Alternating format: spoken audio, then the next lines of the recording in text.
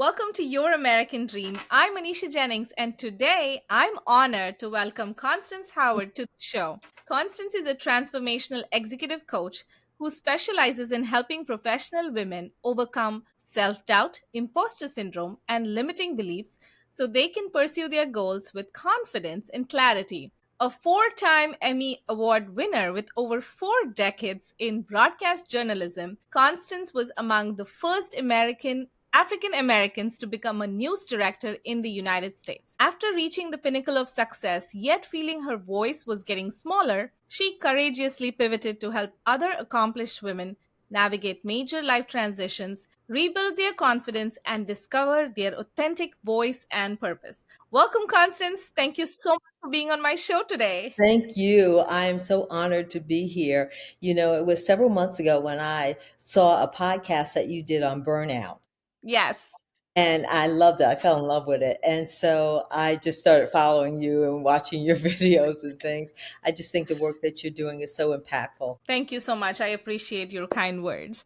So, let's go back to the early days when you started your journey. And I know you told me a couple fun stories. I mean, not fun now fun now when you look back at it, not so much when you were in them. But let's go back to the early days and tell us all about, how you started in the journalism space and now to being an executive life coach. That is like, such a huge transition.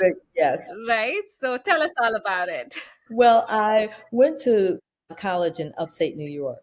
Everybody thinks New York stops at the Hudson, and it Yeah. doesn't. There's a whole big, space, and it's small town after small town. And I grew up in a small town. I went to what we call a SUNY, which is the State University of New York. I thought I was going to be a speech therapist and got all the way to my junior year. And I had how you have to practice with the person. I had a little student, and he would say vacation instead of vacation. Now, listen, that was an hour of ba ba ba ba ba ba ba ba ba ba ba. And I remember going back to my dorm thinking, I have made a huge mistake. What can I do? And so my friend said, well, why don't you try TV news? And I thought, well, who writes that stuff? They said, well, surely not you. I'm like, oh, great friends. And so the school had a little TV production, and I went over, and I was bitten by the bug. And then I didn't want to do anything else. I didn't want to hear about anything else. That's all I wanted to do. Wow. And I went to Iowa State University. Now I'm a New Yorker, and I Yes. go to Iowa State University, Ames, Iowa, in the middle of nowhere. My parents were not college educated, and so instead of putting me on a plane, back in the day, they put me on a Greyhound bus. And so it was days, it was hours and hours. I remember writing my mom saying, I'm somewhere in America. I don't even know. I don't even know where Iowa is. And so, but that was a blessing. You know Mhm. how people say God orders your steps? And I Yes. believe that was a blessing because the university owned an ABC station. Oh, wow. And so I went there for a job. I went there all shiny and brand new. And they said no. And I was like, no, I'll be back in a Mhm. couple of days then. Right. And I went back, and they needed a prompter operator, somebody to, run the machines for the anchors. And so that's how I got started.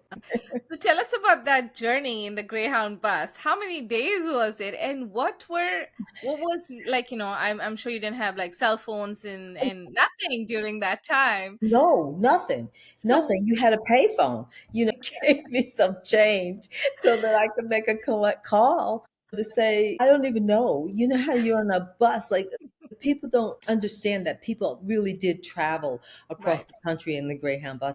It wasn't a local, but it should have been a local because we were stopping all over the country to pick people up and to drop people off. And I just remember, like, where am I going? right, I thought Jersey was, like, okay, that is it past Jersey? yeah.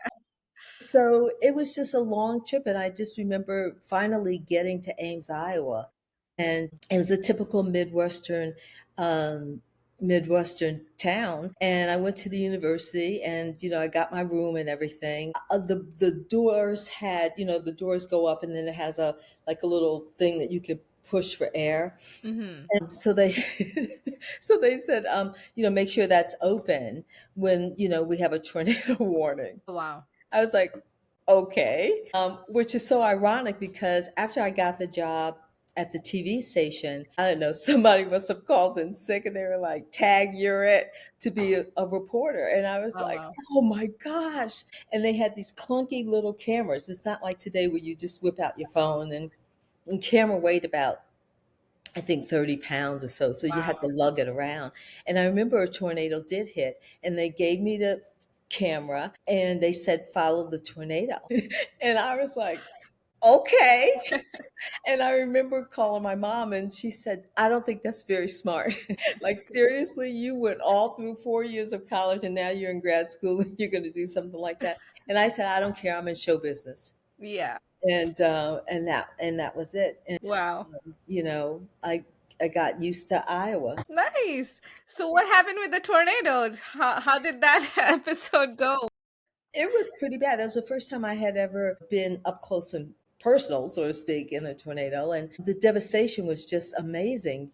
So I couldn't comprehend what I was seeing Mm, what I was seeing widespread, and I'd see like a field of cows just kind of like dazed, like, mm. kind of like me, like what happened? And so, I took pictures and everything. And this was my training on the camera. They said, go tight, wide, and then wide. So Wow. you always had to have those three pictures. And I came back to the studio and we put it in what we call the soup because it was Yes. film. Yes. And I remember one interview that I did. With film, you have to scratch it a little bit and then glue it together, glue the film splices together. Yes. And I remember I just scraped everything away from this one interview because it kept popping. I was like, oh, dang it. So, I ended up with the guy saying something like, it's bad, this long interview. But, it was my first kind of real story. And you couldn't tell me I wasn't Barbara Walters, Oh, wow. you know. Amazing. So what was your experience through grad school after that? And, what did you do after you graduated? Listen, I went to Iowa State to get a master's, Mm-hmm. obviously. And I got into the TV station. And when I tell you that I didn't want to do anything else, I didn't. Somehow, I think it was sheer grit and guts and God's blessing Mm-hmm. that I was able to kind of like master what I was doing. And there were no Black people on TV. It was just, a few, very, very, very few. And so I went from Ames, Iowa to Des Moines, 45 minutes away. Wow. And so I started working there and I quit graduate school. I never went back. Oh, And from that point on, I just started, working as hard as I could at this station. And as soon as I got that job, I'd map out, my next move, where I wanted to go next, and, making contacts and that sort of stuff. And I just never looked back. wow. So what was it like for you to be the only African American initially, and then you went on to be a news director? Yeah. And what was that experience like? It was because in most instances, if they had one Black person, if I left or got fired or whatever, I never got fired, but if I left, then they would replace you with another Black person, right? So it was Mm, just during that era. It's like, no, one's enough. Um, and um, I just, as you get used to wearing that mask, right, right, where you mask your feelings. If something doesn't go your way, you don't complain about it. You just kind of, lick your wounds and go for another opportunity. right.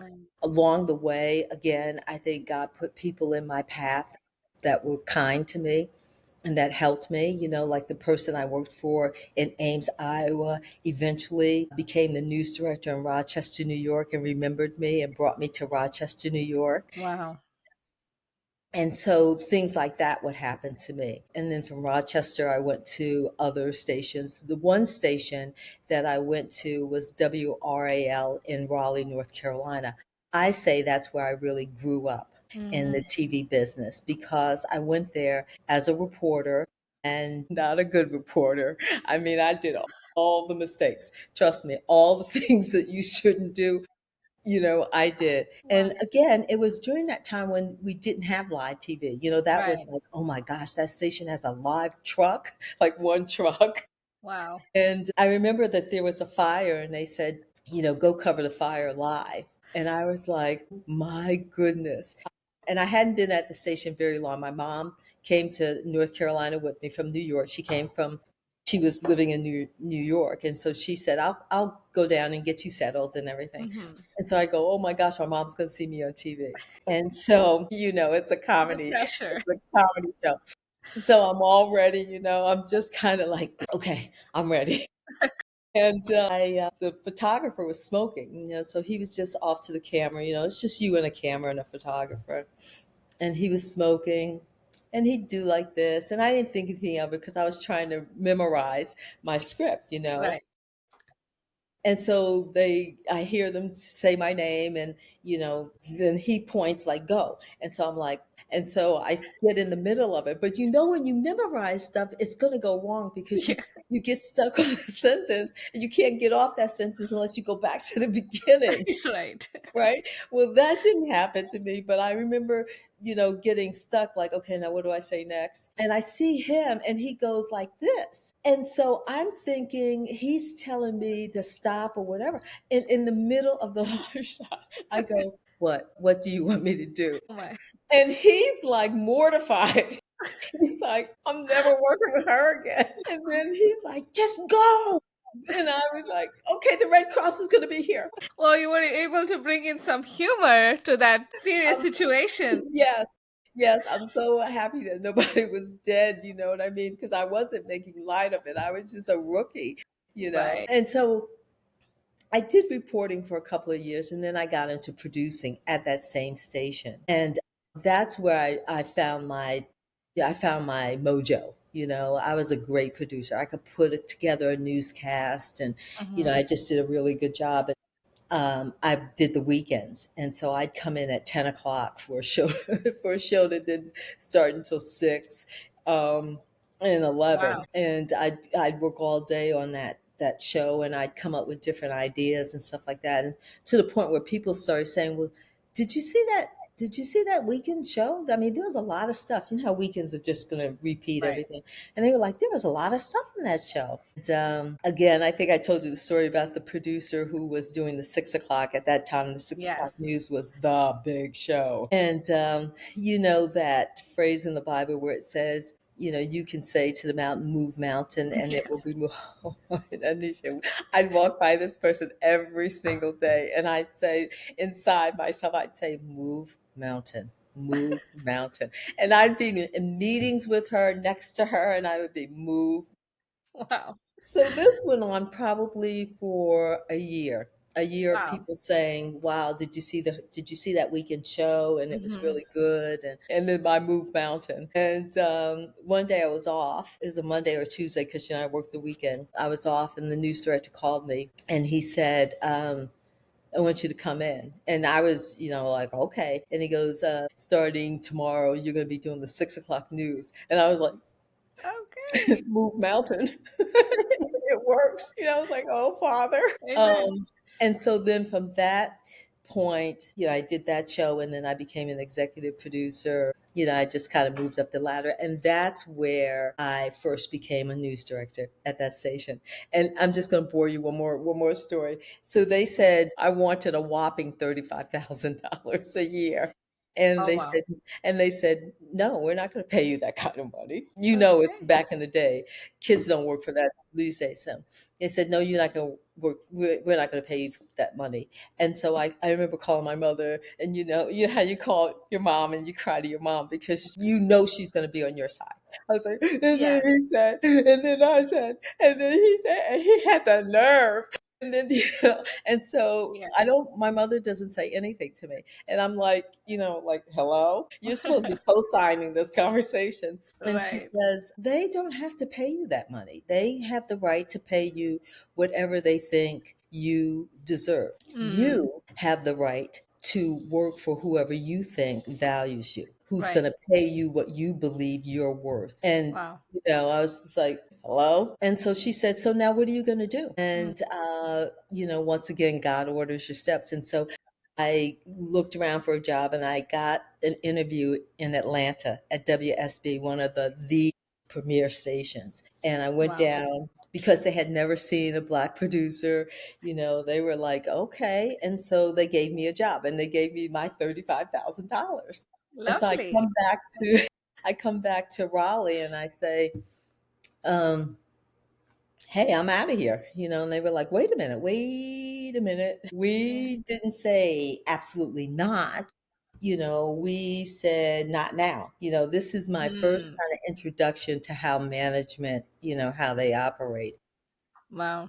And so they said, if you stay with us, we will make you an executive producer, an assistant news director, and we will make you our news director. We'll train you and that will be your career path. And Hmm. that's how I stayed at WRAL in Raleigh and I moved up through their system. Wow. Wow. I love what you said, what your mom said to you. That is so profound. And that holds, like, it's so true even today, right? Yes. Yes. So tell us about your faith. Like, how did you come to the faith and how was it instilled in you? And, as a African American, what values did you bring from your parents? Like, what values did your parents instill in you? Goodness, I can't Well, talk today. for a long time you live on the prayers of other people, right? Because you just don't know. And that Right. was me. My mom would say things, she'd pray and she'd say things about God, and I'd be like, here we go. Here we go. I was a believer, but I did not have that personal experience yet with God, right? I knew that things were like happening for a reason, Mm-hmm. and I'd pray, but did I really have that inside fervor? I didn't. I was living off of her prayers, and my mom's hopes and dreams for her children, really. But I remember one night in Iowa, I just felt so empty inside, and I was walking through campus, and I was really pretty isolated because it was Iowa's majority white, and they were not welcoming of other people, Mm. even though the university has a very large international student population. They still weren't very welcoming, and that was, when I went there, it was during the Iran crisis, and Mm. so there were signs in the windows saying "Camel jockeys go Oh, home." wow. So it was just very isolating. And I remember walking through campus and I was just crying, like I was sobbing, because I just felt so alone. And then I felt like the presence of God was with Right. me, and that kind of relieved that feeling of isolation. Now, was I, really fervent at that time? I would say no, not yet. I still had a lot of life to be Yes. lifing. Life had a lot of bumps and bruises, but that was when I first, kind of got my first taste of I'm alone, but not alone. Right. Right. And so my mom was always very strong in her faith. Mm. She didn't talk a lot about it. I'd see her reading the Bible and I see her praying and she would say, God's going to take care of us and stuff. And so that was it. My mom was a very, very hard worker. And so that was always part of my DNA, like I was a hard worker. And she was always somebody who, if she got knocked down, she got back up. Wow. She never let things like hold her down. And she had a dream there were four of us. There's my brother, he was the oldest, and then I come next, and then there are two sisters after me. And she was a single mom, Wow. in this small town that I grew up in, Otisville, New York. There were only probably 800 people. Wow. And I doubt that there were 100 Black people. So she was a single mom, and so I saw her work really hard, and she instilled that in me. And I'm sure she had setbacks, obviously, Yes. but she had a dream for all of us. Mm. She had a dream that my sister would become a lawyer. And at that time, parents have a firm grip on Yes. their kids. My youngest sister said she's going to be a nurse. My mom was like, wrong answer.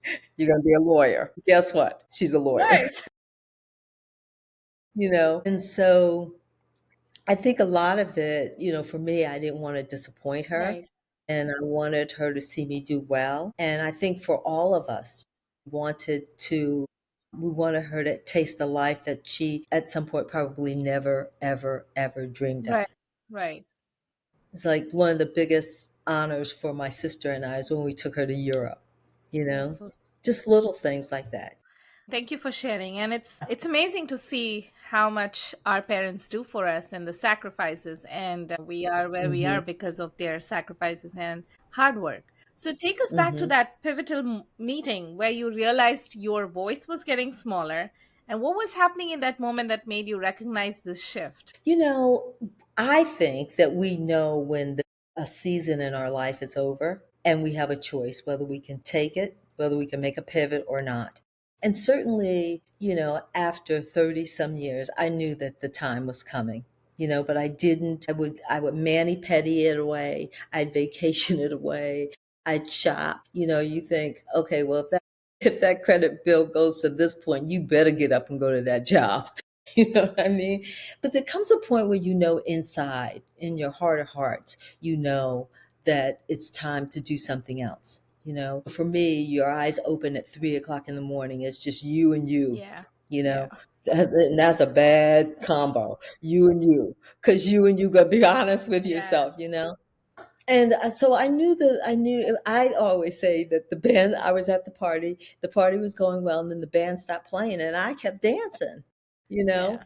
But I just remember, each month it was just kept growing inside of me that something had to make a change, right? So I was inside of a conference room, and the news director was saying something to me. I don't even remember what the conversation was, but I just remember it was like an assignment that was going to require a lot of work. And I'm not afraid of a lot of hard work, but it was just, I felt like over the top. Right. And plus, I was in charge of the morning show. So my whole clock it was upside down, Right. So I got to work at 1 a.m. I worked until, the show goes on at 4, it gets off at 7. I'm in charge of the noon show. So 1 a.m. Sometimes I didn't leave the station until 1 p.m. Wow. Wow. If there was breaking news, it could be Longer. much longer. So in the conference room, and I'm sleep Oh, deprived. wow. Okay, so he starts talking, right? And this is what I experienced, Connie, right? I'm just watching this person's mouth move, Right. and inside I'm thinking, what is he talking Oh, about? wow. And why won't he stop talking to me? Oh, okay. Right? And in that moment, I thought, it's time. Mm-hmm. And you can take a chance on Right. yourself. Like my mom would always say to me, if I came to her about job A or job B, she would say, bet on yourself, Right. bet on you. And I could hear her saying, bet on you. And in that moment, I decided this was over. I was no longer um, a Right. journalist. That season in my life was over. Now, I wrote a resignation letter, right? I tucked it away and I turned it in 2 years later, Wow. right? So, what I tell women is this: when you know inside, Mm-hmm. that's when you start making your plans. Right. You start identifying what it is you want to do, what turns you on, what sparks your passion. How can you transition skills A over to job B, right? Take your time with it. Know what you like, Right. what you don't like, Right. right? Because we all have that list. Like I hate, working weekends. Okay, well, you're not going to look for anything that's going to require that, Right. right? We'll go through, and I have this whole, step by step plan on how you kind of make your exit Right. so that when you do leave, right, you're not, 1 foot out the door going, what did I do? And if I go back and beg, do you think they'll take me back? Right? You already have a foundation on which you can move Right. forward in the new season of your life Right. because it's not going to end. Your anxiety and the dissatisfaction, that's not going away. Mm-hmm. You're not going to shop it away. You're not going to mani petty it Right. away. It's going to be there waiting for you. Right. And you can decide whether or not you want to bet on yourself or you want to still dance to the tune of somebody else. Mm-hmm. And I just got tired of that. And so it took me 2 years to figure out what I wanted to do, to go through the certification of becoming an executive coach, to do kind of like my, the practice, how they take you through the practice sessions Right. and that sort of thing. And then when I was ready, I turned that letter in. Awesome. Awesome. So tell us a little bit more about the second act concept that you have. So I think that, for a lot of women, we think if this is what we have, then that's the end of it Hmm. for us, Hmm. And unfortunately, as caregivers, we go through and we take care of our husbands, we take care of our children and all that kind of stuff. And then when that season is over, we're just kind of like, what now? Yeah. Right. And like I said, we can either retreat back into what we know, or we can, take the step to go forward. So, like I said, my program is it's kind of 12 steps. It takes you through a process of identifying who you want to be. Hmm. Because once you make that identity Right. switch, it becomes, you start to do the things that your new identity requires. For example, when I left TV news, I was probably, I'd say, 200 and plus pounds, Wow. right? Because I had said to myself that I was a stress eater Right. in a stressful job. That I like, oh, okay, well that makes sense. But I told myself I was a stress eater. And so if anything happened or anything, then I had to have Cokes and French fries and Wow. all that kind of stuff like that. But that was just that was the identity I told myself. Right. And so when I left, I thought, I don't want to be that person. Right. I don't want to be that person. I want to be a healthy person. I want to be a lean person. Now, obviously, my struggle goes up and down as with weight, as Right. many people struggle. But that was what started me. I wanted to be a lean person. And so I said, what would that person do? Right. How would that person act? I was reading the book Atomic Habits, Mm. and he talks a lot about your identity. Right. It shapes your beliefs. You will shape your identity. Right. Your identity will shape the habits that you have. And so I took on the habits of the person I wanted to become. Right. And so I think for a lot of women, when we want to make a change, we don't know where to begin. Right. And we also think that we are alone. Like, you couldn't tell me that, my colleagues, my other female colleagues, were feeling the same way that I was feeling, Right. because I wouldn't have believed it. Now, since I do this work, I realize that we operate in silos and we think our experience is unique to us. It's not. It's not. Yes. There are so many women who go through, the whole cycle of, who am I now? Right. My sister went through this cycle when her son went off to college, because she was the soccer mom, she was a football mom, she Right. did this, and she did the rah-rah team, and she set up the whole thing. And then when he went to college, he was like, well, I want my own. Right. I want to experience college on my own. But my sister was in that mode of, I could come and, we could tailgate and Yeah. I could get the other moms, and they were like, uh-uh. Yes. So we all go through it in some way, shape, or form. And I think that because we don't talk about it, Right. because we don't seek out the information, we suffer in silence. Right. That's why I think that, your podcast is so impactful, because it says to women, you are not alone Right. and you have options. Absolutely. Thank you so much for Hmm. sharing that. And it is so common, more than we want Hmm. to accept or acknowledge. So thank you so much for pointing that out. It does exist in many shapes, ways, or forms. Yes. So what does working with you look like? How can somebody work with you, and what is the process? So usually what happens is, people will go to my website, and I think you had that. It's ConstanceHowardLLC.com, and they'll book what I call a discovery appointment. And that's an opportunity for us to get to know, like, where are you and what are you dissatisfied Hmm. with? Where do you want to go? What is it? And a lot of times it does center around the imposter syndrome, Hmm. that feeling like, oh gosh, everybody around me is smarter, and all that stuff. And so you kind of shrink inside, and because you have the imposter syndrome, then it manifests in several behaviors, Right. right? You may be a procrastinist, a perfectionist, or you have to be an expert, or you're the solo anchor, where actor, where you only you don't want anybody to help you, Right. right? Those are coping mechanisms to feeling like you're not enough, right? So in that discovery call, we try to outline or explore what it is that you're experiencing. And then from there, you know, I will set up it's a 90-day program Okay. where we just kind of outline what are the things that you can work on that will improve your confidence. Now, let me say that, I work with women who are truly motivated, Right. and who are really going to step out and make that tough decision that they're going to change their lives. Right. And I'm not going to sugarcoat it for you. It's not an easy process. I can't tell you that I left the TV news business and it's been a bed of roses. No, it's been up and Right. down like it would be in any career, Right. But I think that by the time women make that call with me, you are so sick and tired of being sick and tired, Right. Right. right? That you're really looking for help and guidance on how to maneuver to a life that you can live, Yes. a life that gives you joy.